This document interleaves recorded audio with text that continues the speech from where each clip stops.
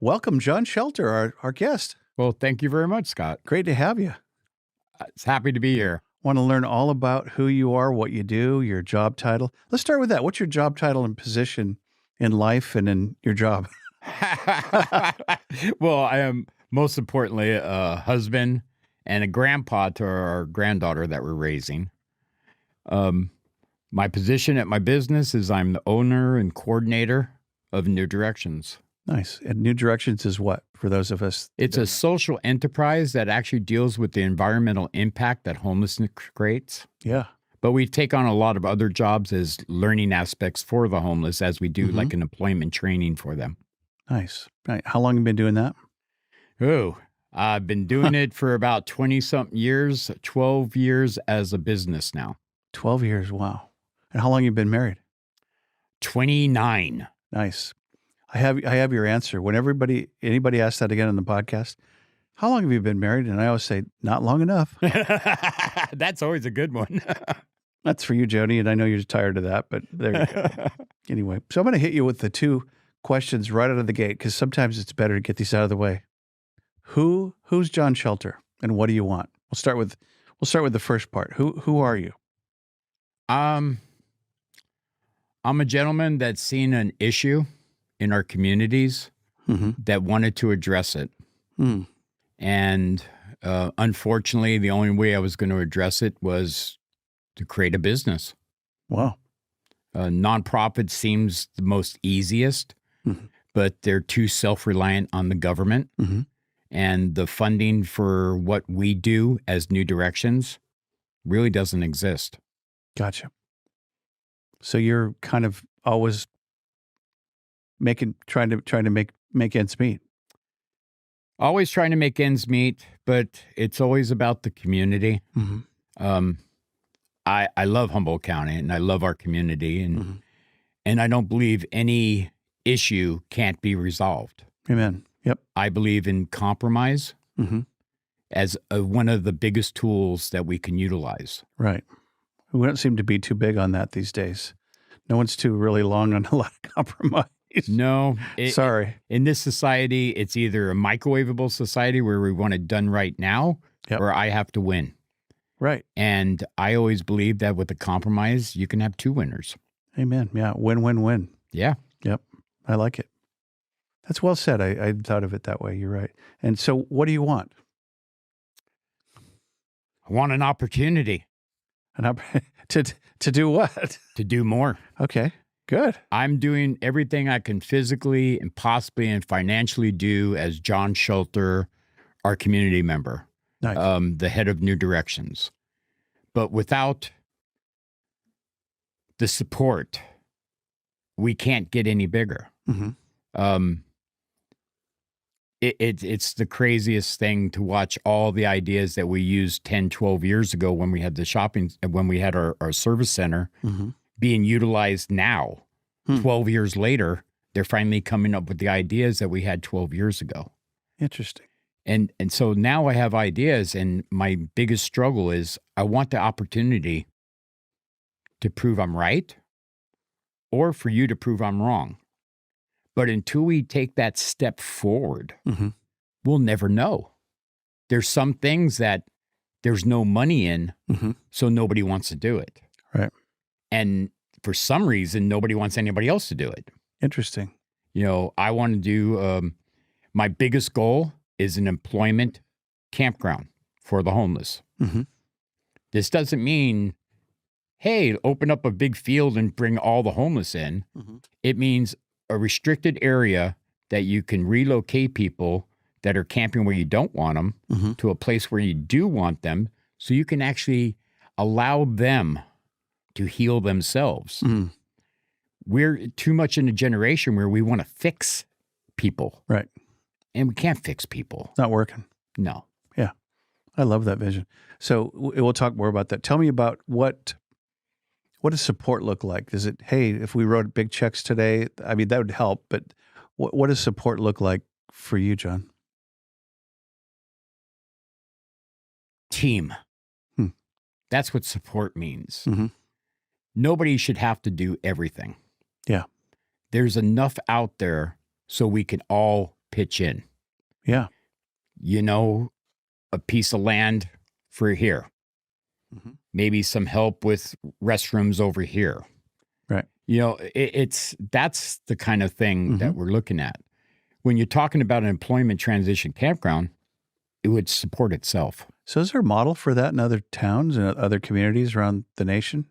Yeah, there actually is, but none of them have done it to this release. They have to have a nonprofit step in. Mm-hmm. For instance, Caltrans was giving state money to create a work program for the homeless. Mm-hmm. Well, it would sound obvious that even District 1 said, well, we have somebody here, John Shelter in New Directions. Sure. Well, we can't deal with them because we need a nonprofit. So they went to Butte County and got Elijah House.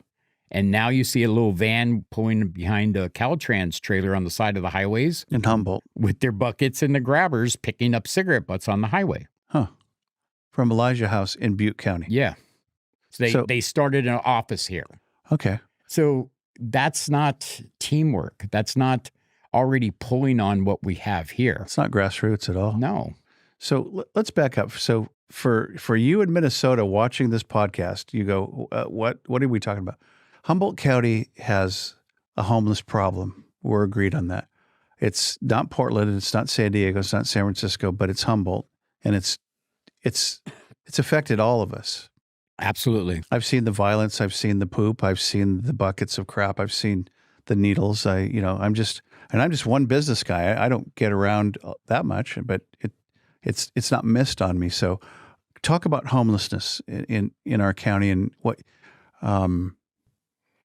maybe its existence and its numbers and its proliferation, if you wouldn't mind. Let's break it down to what you were saying. You've seen the needles, you've seen the poop, you've seen the trash. And let's look at why they're there. Mm-hmm. It's very simple to blame, well, it's all from the homeless. Where did the homeless get the trash? And do they have a place to put the trash when they're done with it? The syringes, that wasn't, I grew up in an era where the syringes, if you got caught with one, it was a felony. Right. Now I picked up over 14,000 of them in 12 years. Wow. That's crazy. So we have to look at, well, yeah, they're from the homeless. They're the ones throwing them around, but where did they get them? Right. See, so everything that we look at bad about the homeless has been created. We like to give out clothes on demand. People need clothes. I understand. What do you find in trash and homeless camps? Clothes. Absolutely. Yeah, and needles. Yeah, because, if the thrift stores want to give out clothes, if people want to give out clothes, it's very simple. I'll give you clean clothes. You give me your dirty ones. Thrift stores, St. Vincent de Paul's and the Mission are very good about that, but they never take them back because it's a cost. Right. They got to destroy it. Yeah. The same thing with the thrift stores now. They don't take everything because of the cost of throwing it away. So I'm curious, you're going upstream. You're going, where did they get the needles? Where did they get the drugs? Where did they get the trauma that caused it all? And think about it, the elements. A person that doesn't want to be out there that's exposed to all the elements is going to cause you an anxiety. It's going to cause depression. It's going to cause many different illnesses mentally. Right. Which actually starts the process of going physical. Right. You start medicating to get rid of the mental issues. You start breaking down the physical body. That's the part, the message, if we want things to get better, then we have to do a better job at connecting with the homeless population. Yeah. And that's the part we haven't done. It's much easier to turn a blind eye. Scott, you and I live in the same city. Not even 100 yards off of Central Avenue, you have 10,000 pounds of trash. Wow. You have large encampments that nobody wanted to see. You and I live in the same block. Yes, we do. Does that mean we're good neighbors? I know I had a very good gentleman tell me I was. He actually gave me a plaque. That's right. You are a good neighbor, John. There's no doubt about it. So we need to team up, and the homeless need to team up. We need to connect. It's connection, relationship. Yeah, and I've discovered that as a business owner. I've got a couple guys that I met over the years who were campers, would hang out during the day and just dialogue with some of these guys. And it's been human beings, Imago Dei, image of God. There's a guy that's the image of God. He's a human being. Yeah. Loved and beloved just like me, but has a different story and a different narrative. Yeah. I have not been accosted, threatened, or beat up in a homeless encampment. I've been walking in them 20 plus years.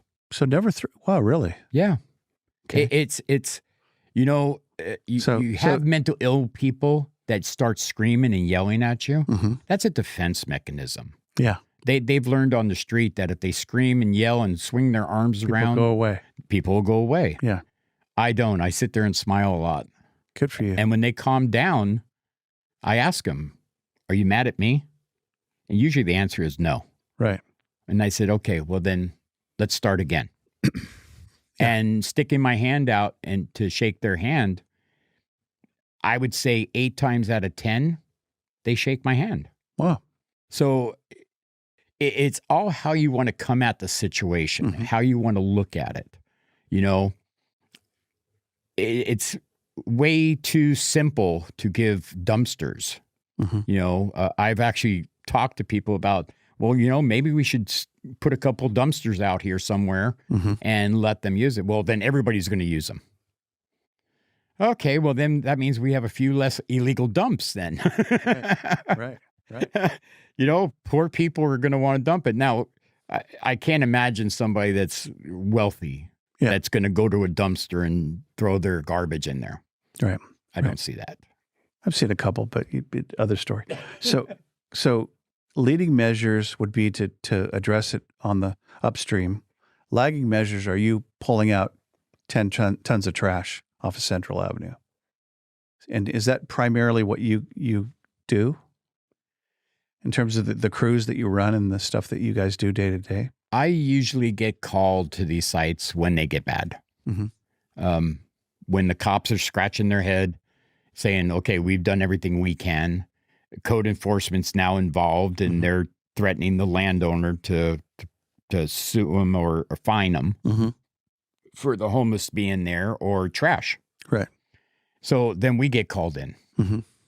And it's kind of a weird situation because we have no place to send the homeless to.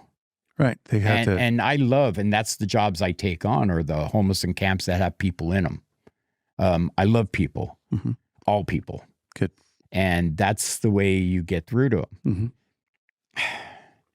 I don't know what the answer. Well, I think none of us do, and I think that's where we're going. So, what you employ former homeless, correct?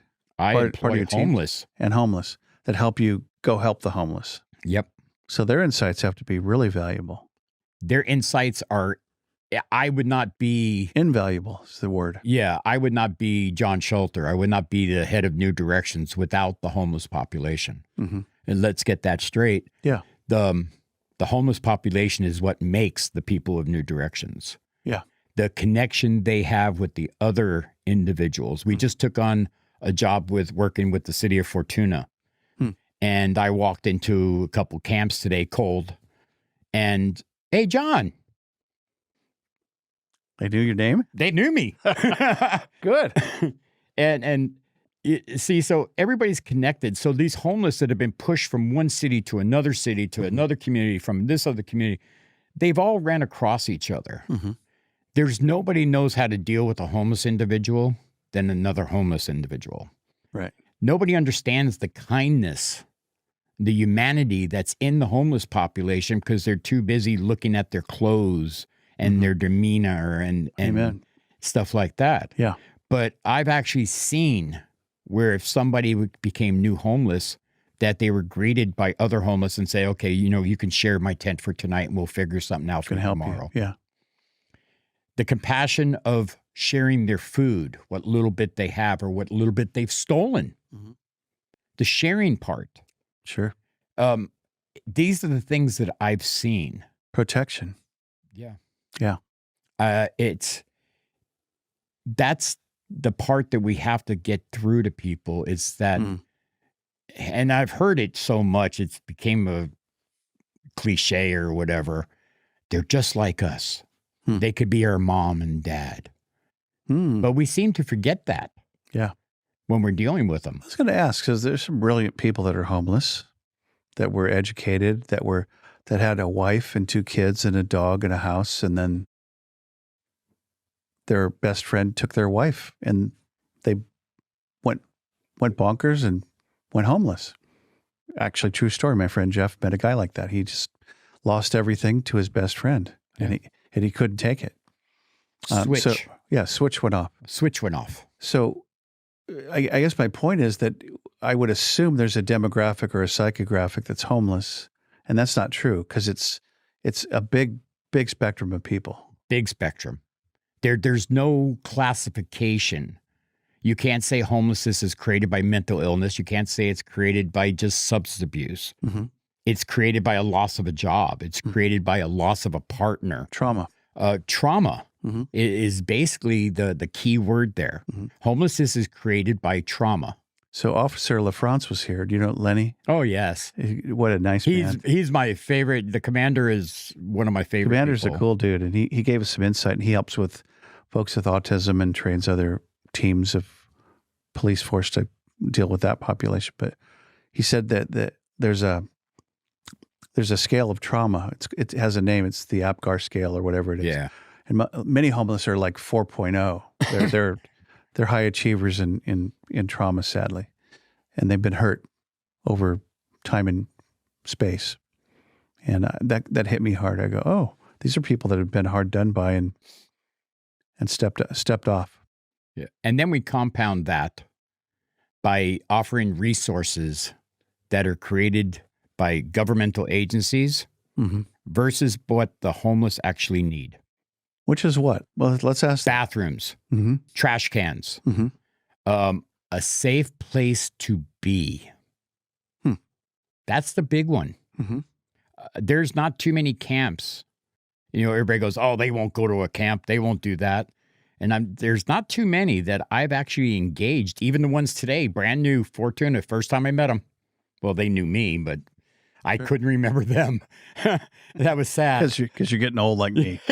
That's age. But it's the fact that we need them. We can't just transition them from a tent that they've been living in for 10 years out in the wilderness, being chased around, being beaten down all the time, and expect them to just move right into an apartment and thrive. Right.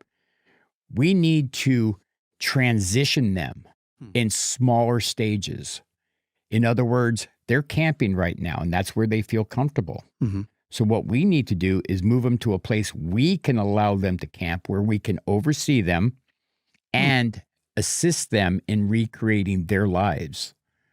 The individuals that have lost their lives due to trauma, once they've actually been able to be helped, when they feel like they're really being heard, when they're being felt like they're cared for, a lot of that dissipates, and then you start getting through.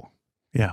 I've proved it over with 198 different people now. Nice. So there's connection that's being met. It takes time and trust. Actually, yes. In relationships. You just can't plop them into an apartment. No. It doesn't work. And of course, everybody that's making money off of the housing is going to say, oh no, housing first. Yeah. And I'm going, there's a lot more to homelessness than just housing. Right. If we really want to help these guys, or wait, do we just not want to see them? If you don't want to see them, you shove them in an apartment. You shove them in a detox center. You shove them someplace where you don't have to see them anymore. Till they're back out. Yeah. Yeah. Let's talk about John for a while. Okay. That's good stuff, though. You insightful. So who was John Shelter at, say, 10 years old? Where were you? How'd you get to Humboldt? Where were you? Where were you raised? Well, I was born on Long Island, Mastic, Long Island in New York. My mom was a housewife at that time. My dad was a banker. My grandpa lived right next door, full-blood Italian. You know, he was an egg farmer back then. Egg on Long Island. Okay. Then my dad got a job offer and decided that he was going to go stay with his brother in California. So we hooked up the vehicles, sold the New York houses. to California. Yep. And whereabouts? That was 11 years old. We went to Long Beach. That's Yep. where we first went, is Long Beach, California. Got married in San Pedro Harbor. Oh, really? 100 years ago. 100 years ago. How do I look? Yeah. Better than most. Yeah, that's down the coast from here. It's about 800 miles, 600. Yeah. Yeah, back in the day. Yeah, we lived in Long Beach. I bet it was a little village back. It wasn't huge back then. Oh, no. It really wasn't. LA was smaller. Yeah, but that was back when the racial riots were going on, too. Yeah. So that's what I remember. Everything's just up the street. Yeah. Yeah. Compton. Yep. Compton, where a lot of bad things happened. It was terrible, yeah. Yeah. But, it's what happened. I lived there. I met my children's mother in Long Beach, and we got married and had a couple kids and stuff. Now you're 20 or so, 25? About 24, 25, yes. So you just worked in Long Beach in the... I was a metallurgist back then. Wow. I worked for the foundries, and we did a lot of McDonnell Douglas parts, there. And I was a quality control inspector. So when part failed, I had to dissect it and stuff like that. Because Hughes and Lockheed and Northrop. Yep. All those guys. That was a big part of San Diego and LA industry, right? We did it Southgate. I worked in the foundry in Southgate, and I overseen the one in Burbank. Okay. So there was two of them hooked up by the same people and stuff. It was a good time of the year, but maybe too good. Lost my wife to my best friend. So you always get kicked in the groin sometimes. Watch your best friends out there. Yeah. So I took the children through the divorce and everything, and she took the house and all the physical stuff. And I took the kids and moved up to Humboldt County. Why Humboldt? Because I had one friend up here. And it gave me a new, it got me away from the 2-hour drive to work in the morning. I liked the trees and all that stuff. And I took all my life savings and started a restaurant called Belly Busters. I remember that. Yeah, so we did Belly Arcata? Busters. Yeah, it was Arcata. Build your own hamburgers and Italian food in the evening. I think I ate there. Was that in Northtown? Yeah. How about that? Yeah, it used, now it's a Vietnamese place. I forgot the name of the place. 17 But it was on G on 14th. Yeah, it's right up. Yeah. Yeah, right. that used to be my place. How about that? I still have the sign. You can reopen anytime. How about that? So, how much money did you have in your hand when you arrived in Humboldt? Whew. I think I had $20. No, I had a little bit more. I remember I worked as a quality control inspector. So you had a little bit of money. Yeah, so I had a little bit of money. That's why giving her the house and the car and stuff like that was fine. I took the money and the kids, which were the most important things to me, and came up here.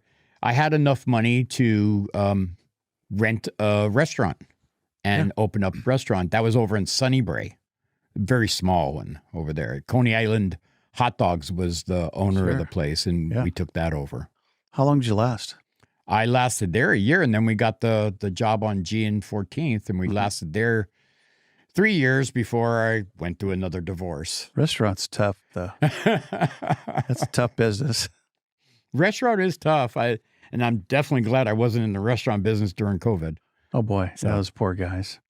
So, how old are you now? And you're on your second marriage. Oh my God, that's the painful question. So you've seen some pain. I'm getting ready to turn 65, and they tell me the insurance that I've been, doing all these surgeries, my open heart surgery, my hip surgery, is no longer available to me. I have to go on Medicare. Yeah.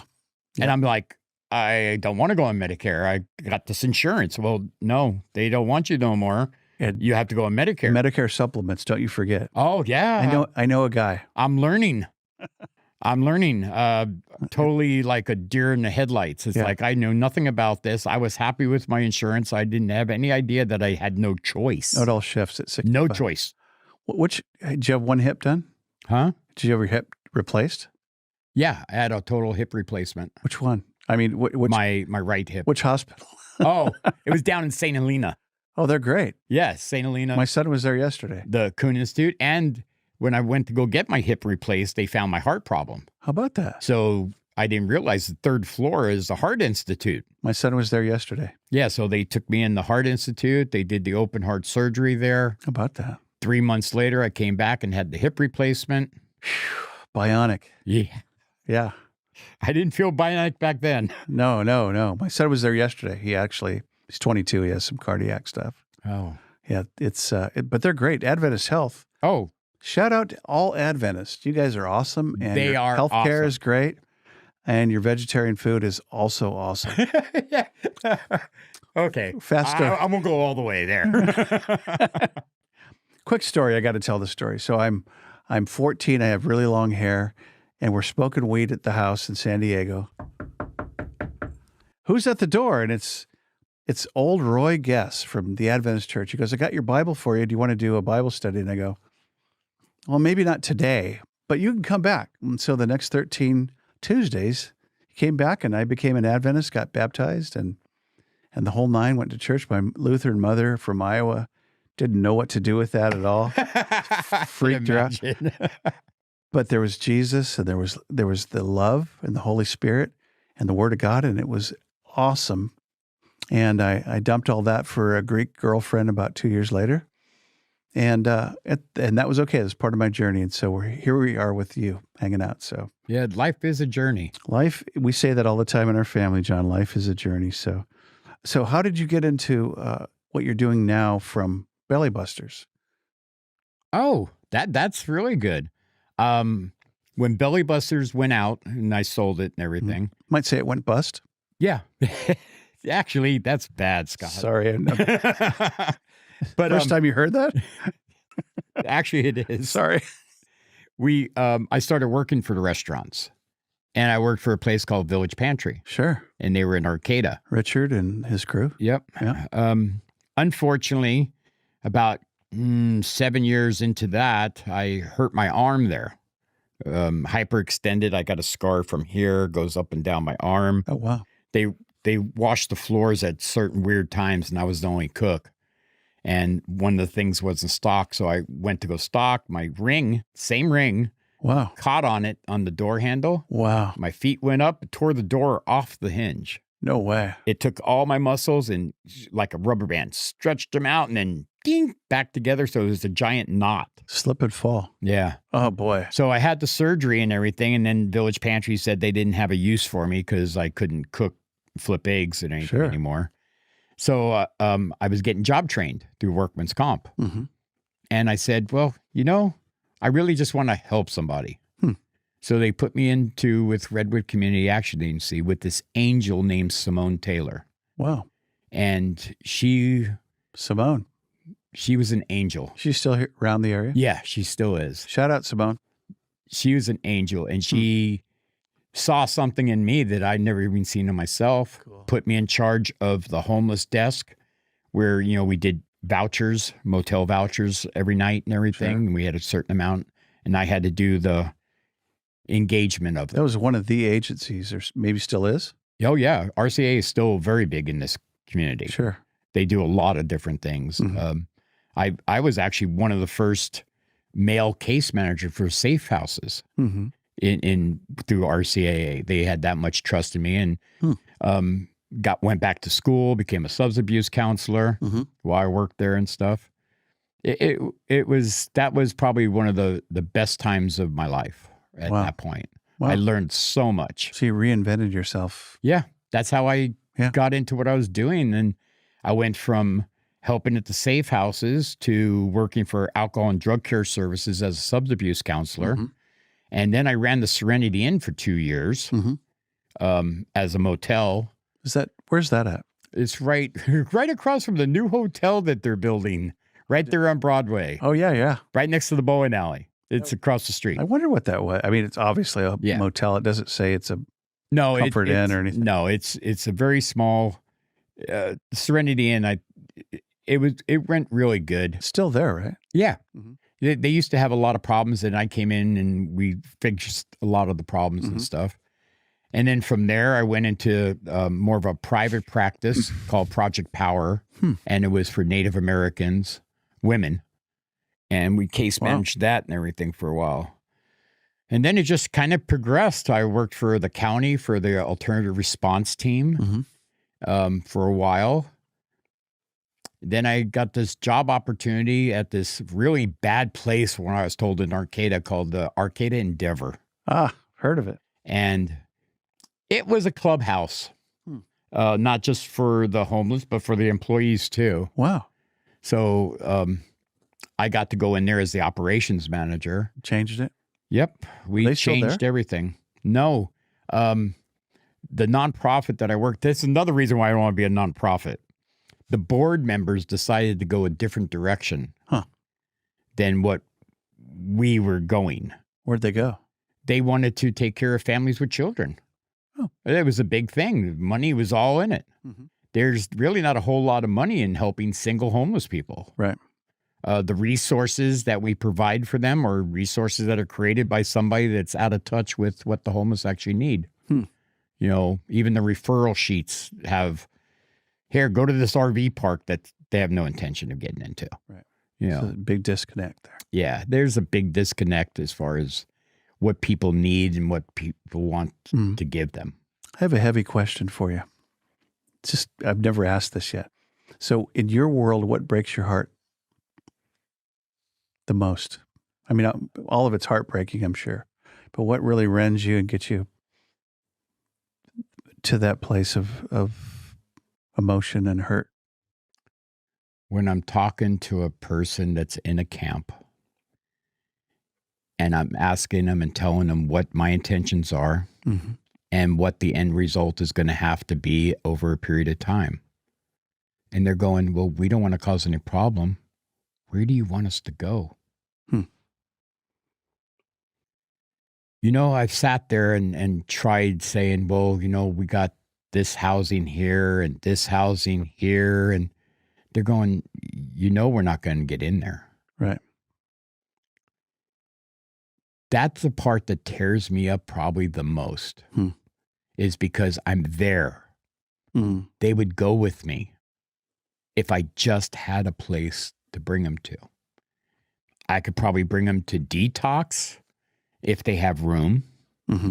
I could probably bring them to waterfront recovery, but chances are they're not going to be able to get in with my say-so alone. They do work well with like law enforcement and stuff. Where do you take them? Right. You know, what do you tell them? You know, I would just assume take over some of these areas that we're doing this in right now and clean them all up and then say, okay, we're going to set up 3 camps here and you guys are going to stay together and you're going to let me know what goes on around here. And if somebody comes in that's destroying the place, you're going to give me a call. That's a better solution than what we got going on right now. Right. Just random now. Yeah. It's like hit and miss. And I hate saying this because in no way in shape or form do I think the homeless are moles. But you ever play that game where you got the big mallet and you pop the mole here and it pops up over there and you hit that one? Wait, it has a name. Whack-a-mole. Yeah. Yeah. No, I it's hate great. using that. It's a fair metaphor. It's currently what we're doing. Yeah. I might as well I'm giving you all the heavy questions today, and you're doing great. If you had 1 or 2 do-overs, what would you do differently in your life or in your ministry, in your work, in your community? I probably wouldn't have pissed off the city manager of Eureka. You kids out there. That didn't help. My biggest regret is I pissed him off. Same guy now, is it Miles? Yes. Okay. And I would do anything to make amends to that. But that hasn't been the case. It's not a possibility, I guess. Okay. Well, hopefully he reconsiders. Hey, it's bonus round. Are you ready? We're gonna lighten this up just a little bit. So, hey, John, this is the part of the show where you get to talk about stuff you like in Humboldt. And I'm gonna keep the first one wide open. What do you like in Humboldt? If you had to, I'll give you the day off. What are you doing? What are you going to go do? Tomorrow's Friday. You got the whole day off. Go for it. My goodness, that's So weird. Okay, I can answer other questions. Now you want to tell me what I want to do. Free time. What do you want to do? I love spending time with my wife and my granddaughter. Whenever we get a little bit of time, we'd like to go for drives. Nice. We just haven't been doing that so much because my wife's health and my health has been not so good lately. So gas card and good health. Here you go. Where do you go? Want to go down to Shelter Cove, named after you? If you really Want like to go to Patrick's know, Point, we Subag? like to go to a warm place, rent a motel, and swim. There you go. Okay. That's our favorite thing. Willow Creek, Redding. There are no motels in Willow Creek. Yeah, to go they're to. probably all gone. Yeah, they're not much. So, question number 2, and you're getting graded on this. Where do you eat out tonight? Unlimited. Here's the card. Go for it. Where do you and your wife go? If we have our choices, it's either Adele's or Applebee's. Applebee's. Okay. My wife is insane about the wonton tacos. Really? Yes, it's like Okay. that's all she gets is wonton tacos. She's fine. Jody just went to Sacramento, ate with her folks at Applebee's and had the salmon. Turns out it's amazing salmon. Yeah, Who knows? I only like whitefish, so halibut would have been my choice. There you go. My favorite place is the little chef guy that cooks down by the waterfront, Bay One front. Yeah, he's great. Yeah, I love that place. Oh, that's fun. Yeah, that's good. What's it called? It's Teppanyaki, but Yeah, it's Teppanyaki, Bayfront One. Bayfront One. Yeah. Yeah, they have good food. Okay. Third question: cup of coffee. Where do you go? And where do you go? What do you drink? I mean, some of us, it's a California mocha, but some people it's just a tall jug of black coffee. Medium roast coffee, and I don't like coffee like from Starbucks and stuff. It's too much for my stomach. Yeah. I like a cup like Folgers. You're a Folgers guy. Yep, and I take milk in it, not cream. Okay, for all you Folgers guys out there, there's a few of us left out there. How about chocolate? When I get in the mood, I can't put it down. Huh? Good Normally, I answer. don't eat chocolate, but I guess I like to nibble on chocolate-covered raisins a lot. Yeah. And the little chunkies. You ever remember those? Yeah, The little squares that have the raisins and nuts inside of them and stuff? Those are good. Yeah. Gosh, I haven't had one of those in years. Yeah, me either. And so in the vein of asking you the one-off questions, so if we give you what's your wife's name? Jill. Jill. You and Jill get 2 tickets, anywhere you want to go around the world for a week. All expenses. Where do you go? Where do you want to take Jill? Where would Jill like to go? Maybe that's the question. Well, I don't know if you know yet, Scott, but both my daughters have moved now. Okay. One just went up to Washington, Spokane, where we just got back from meeting. And the one that's trying to get better health care for her diabetes just moved to Tennessee. Wow. And they just got a house. Back east. If I had my way right now, it would be going to Tennessee just to see her. Nice. Have you been there yet? No. Yeah, our son moved to the Netherlands, to Amsterdam. I mean, got to go see the new baby in November. So, yeah, no, I understand that real well. So, no, thank you. So, moving on into the future, what do you see for Humboldt's future with regard to the big picture, but also the homeless picture? What do you see? What would you like to see? Well, the big picture of Humboldt, it's kind of like a lot of craziness going on. Building buildings, creating more storefronts, but the storefronts are open and vacant right now. Oh, yeah. Trying to lure better doctors and nurses in with an apartment in a parking lot versus they still have to walk outside. Right. What are we doing about outside? You know, I see Humboldt County as a very resilient place. The people I just love in Humboldt County. Amen, brother. I just went to Spokane. I went to many different other states and stuff. And the people in Humboldt County are special. Yeah. They're very resilient. Sometimes they don't speak up enough. And I think that's where I get a lot of the bad vibes from me because I speak up. Yeah. I talk. But I don't kind of like make things blown up, and I don't lie. Right. You know, the homeless problem is never going to get any better unless we try something different. Mm-hmm. Everything we try in right now, we can say, oh, this is different. We can repackage it. Mm-hmm.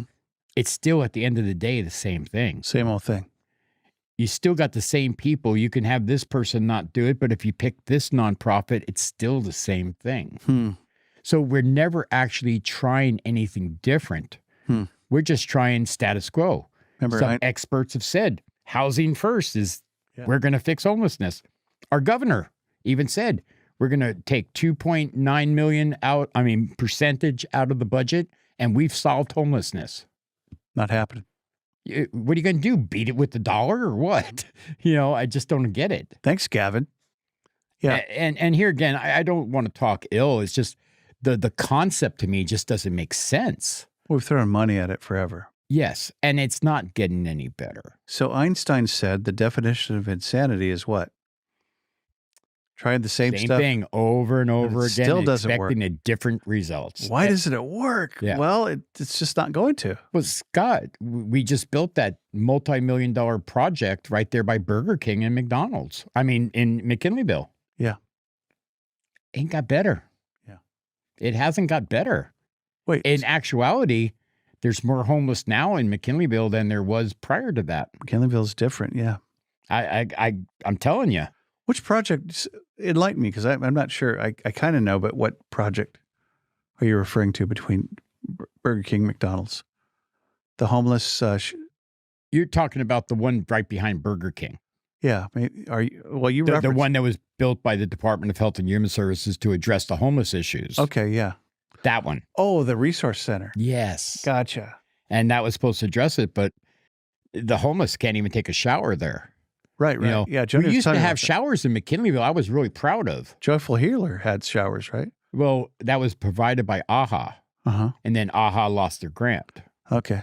So bye-bye showers. Although somebody still has possession of those showers. Huh. But they're parked in some parking lot now. Wow. Not being utilized. Of course, yeah. Because we have no grant money. Nonprofits need to learn. If you took all the government money away from nonprofits, they wouldn't exist. Right. They have no mechanism or any understanding about how to make money. Right. They could take money and spend money, but they're not making money. Big point. That's the reason why New Directions is a social enterprise. We make our money, and unfortunately, we can only do what our money takes us to do. Nice. Let's bring it in then. Here it comes. How do we help? How could Humboldt, how could international people that see this go, hey, I want to help this guy. I want to help this group. I want to help this team. What can we do? Well, we're a business.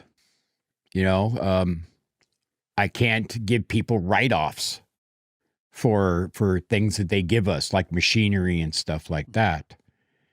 You have to do something like what Miller's Outpost. Remember that? Miller's Farms. Yeah, I do. Miller's Farms. Miller Farms is amazing. They work with us. I get all my equipment fixed there. And what they do is they farm out little jobs that they don't have time for to us. But what's better is they got to know my guys. They got to know my crews. They got to see us in action. And when it came down to it, they just gave me an 11,000-pound dump truck. Whoa. I can haul what 2 tons of trash at a time. Sweet. It's amazing. Donated. They donated. They didn't ask for a tax write-off. Great family. They said, you know what? You're going to put this to good use. We don't need it. We were going to sell it, but you know what? It's better in your hands. Miller Farms, local nursery, power equipment, 80 or 100 years old. Yeah. You knew Gary Godwin in the power shop? What a great guy. We just got done using that dump truck in a job. Yeah. We used it twice. We pulled out, it was a little over 4,000 pounds of trash. And we didn't have to run back and forth with our little truck and trailer. Right. We had a giant dump truck. So when you ask me what people can do, is like, if you think we're making a difference, check us out online, the People of New Directions. Check out on Facebook. Check out John Shelter. Is it all the People of New Directions or just newdirections.com? It's the People of New Directions because let's face it, it's the people that make New Directions. It's not just John Shelter. By the way, I should know that. I know that. I knew that. Yeah, I knew that. The People of New Directions is because that's what makes New Directions. Right. It's not. Team. It's the team. It's the building of that. There's no I in team. Yeah. And it's all about the homeless. You know, we're pretty well recognized for our work.